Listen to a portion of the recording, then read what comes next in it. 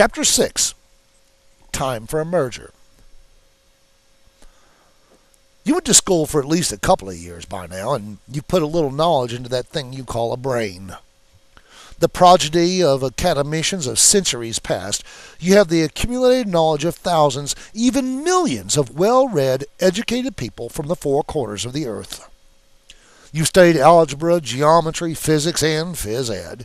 You've failed tests that were designed to show what you don't know, and learned how to solve problems in your youth that your parents still haven't mastered. You're a genius, and you know it. Well, that's cool. I'm not going to rain on your parade by pretending to evaluate the power of your education. It is, like the actions of the Father, just not relevant here. What is relevant is that you have mental processes. Mental processes that you use to resolve various situations in your life with varying degrees of efficiency. Sometimes it works great, and other times, well, you live and you learn, right? At least you're supposed to. That's what we're going to talk about right now. Just you and me in the privacy of your own life, wherever you are at this moment. Right now, we're together as friends, and I'm going to show you how to not only double, but triple the accuracy of your thoughts. I know that's a strong statement, but are you willing to do a little work to see if it's possible? Are you willing, having found it possible, to apply your newfound knowledge on a daily, sometimes hourly, basis to effect great and powerful changes in the way you live? I hope so, because I sure hate wasting my breath. After all, I only have so much left, and I want every liter of air to count for something. Maybe I can even squeeze a nickel or two out of sharing from my own bank, let alone what it gives to you. Let's do a little stage setting so we can start on the same page. First, we all have two distinct parts of ourselves that determine how we react to a given stimulus. One reacts with logic, the other with passion. One is based on the intellect, which has been built on information that the brains which preceded yours handed down. The other on the unique set of circumstances which created you, the feeling part. The scared or certain part of you, the daring or the cautious, the part that feels the results of your actions, and the part that decides how to fix what went wrong. One side has absolutely no understanding of the other, for they live on different planets. There's the planet of logic. Anyone out there recall Vulcan from Star Trek? Which absolutely cannot comprehend emotion because it's just so illogical. Then there's the planet of the heart. We'll call that one Eros for the sake of the most inexplicable emotion of all, love. What's love got to do with logic? These are only a few of the facets of these seemingly diametrically opposed forces, both operating from different sets of stimuli and, as frequently as not, coming up with totally different conclusions as to what to do next. This because they are two different creatures. One lives for and by emotion, the other for and by facts. Time for a little pop quiz. Of the two forces we just discussed, which do you think is right more frequently? Second question. Of the two forces we just discussed, which do you feel is right most frequently? I hope you read and responded to each question separately, for they will give you different answers, as they are addressing the different aspects according to the question they ask, and both answers are correct. How did I know you answered each question differently? Because I am just like you, and so is every other person on this planet. Okay, so that's not really news, is it? Unless, of course, you thought that you worked differently than every other organism of your species does. Well, like me, that's the way I thought for the longest time, until it caught up with me, that is. It caught up with me the way it eventually catches up with us all, I suppose. We struggle through life trying to make it better, and little failures add up to become bigger ones. Big failures add up to catastrophes. Catastrophes add up to create world-changing events. Paradigm shifts. When we realize that we can no longer function as an independent in a world where everything exists in a symbiotic fashion, that's a paradigm shift. We take our old ideas and toss them out the proverbial window, letting new ones take their place.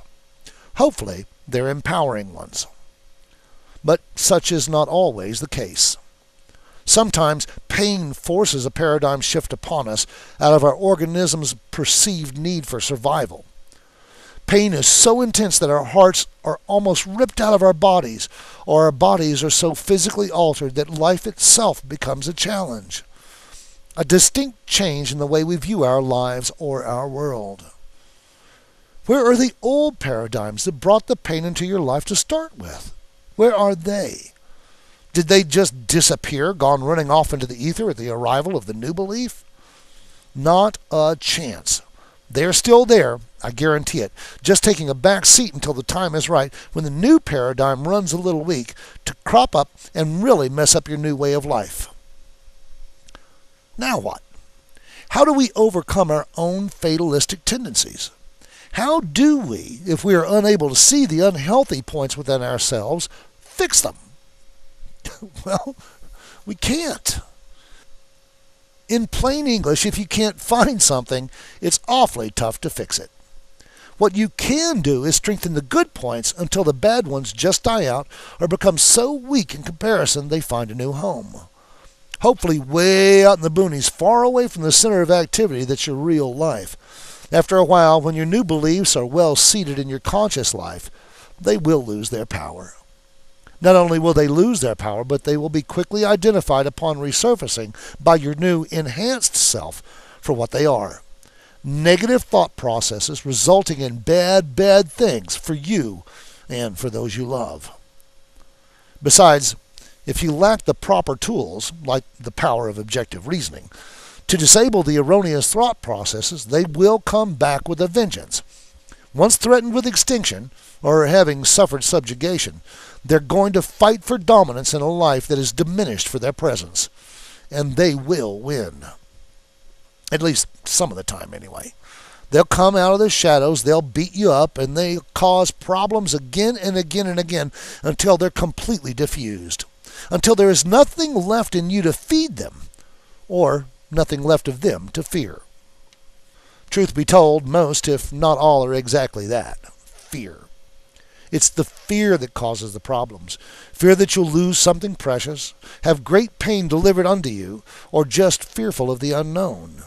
Fear is the greatest problem you will ever have to face. That is, until you grow up a little and see it for what it is. Some people have been successful at ferreting out the problem children from their lives. Some have, through various means, pulled out the problem thought processes, identified them, found what fed them, proved to themselves the falsehood of these beliefs, and walked into their tomorrows brighter and more full of hope. I salute them. For others, like us, we found the problem children somewhat difficult, if not impossible, to isolate. They come from childhood memories outside of conscious memory, lingering in the shadows like the rapist or the mugger, only to leap out when least expected and do the greatest damage. Then, of course, they retreat. They retreat to the shadows from whence they came, leaving nothing but the pain behind. Pain and confusion. I got news for you, so sit down for a minute. You are the one responsible for all the problems in your life. Well, not you exactly, but the storm front that exists where Vulcan and Eros collide. One says, go! The other, stay! And you're right smack dab in the middle, not knowing which way to turn. You feel this, don't you? You feel what I'm talking about. There might be a few points where my logic escapes you, but you know anyway, don't you? So, what's next? A merger. Your mind fights with your heart to lead the way, and your heart fights with your mind. No matter what, somebody's got to lose. Somebody always does in a fight. What would happen if your mind could listen to your heart? What if that little voice was actually heard and valued once in a while? Would there be peace on earth? An end to the energy crisis? Maybe. One thing is for sure. There would be greater peace in your heart. It may seem a little abstract at first, but I want to assure you of one thing. The change will be painless and barely noticeable in you. It'll be smooth and balanced because it just makes sense. Your mind, that increasingly astute thing that figures the odds of any given course of action, is a truly amazing thing. Accurate to the limits of the information it has at hand, we rely on it. The key here is that it is only so accurate, and it knows it. The heart, now, that's where you find peace and happiness. The mind thinks it can give it to you, but it fails sometimes, and it takes time to recoup the losses. Time that could be better spent watching the sun rise, feeding the homeless, or any of a number of philanthropic adventures. Time you could spend enjoying the fruits of your life. That is, after all, the ultimate purpose of your brain to give you greater enjoyment in the life you live. It exists to satisfy the heart, among other things. Now for your heart's role. Hey, did you ever play the ponies? The stock market? Have you ever woke up at 2 in the morning thinking that you were going to have company and there was no food in the house and you had to get to the store right then? Then, only to get to the store, in front of the dairy section, you see an old friend from some time ago and you strike up a conversation. Come to find out they were on the brink of suicide and just needed your touch, the reminder of your friendship to set them aright. Maybe you were the one that was suicidal. The point is simple. By following your heart, you made a very big positive difference in someone's life, thereby tossing a penny or two into your bank. A profitable venture, to be sure. Wait a minute before you do, though, because you're going to do a little experiment you can't do while you're reading or writing or watching the boob tube or anything but listening. Before you go on to the next chapter, your mission, should you choose to accept it, is to take a walk. You're to walk anywhere your heart leads you. Take 1 hour out of your day and just walk and listen. When it says to turn left, turn left. Look here, look. If it says to you to wave at a bus filled with children, then wave. Listen and act on what you're told. Wait a minute before you do, though, because you're going to do a little experiment you can't do while you're reading or writing or watching the boob tube or anything but listening.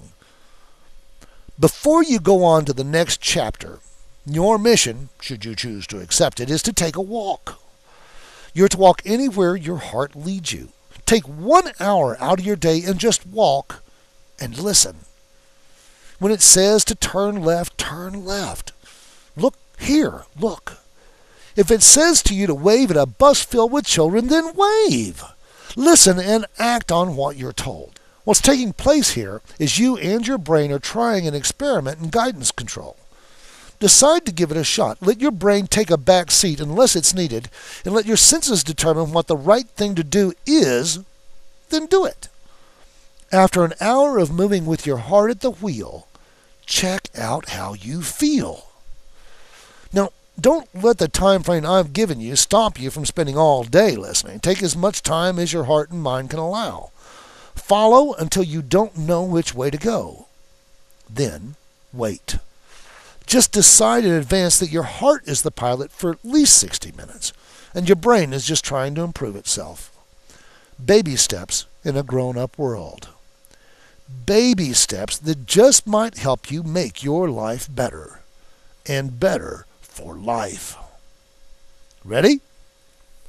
Set. Go.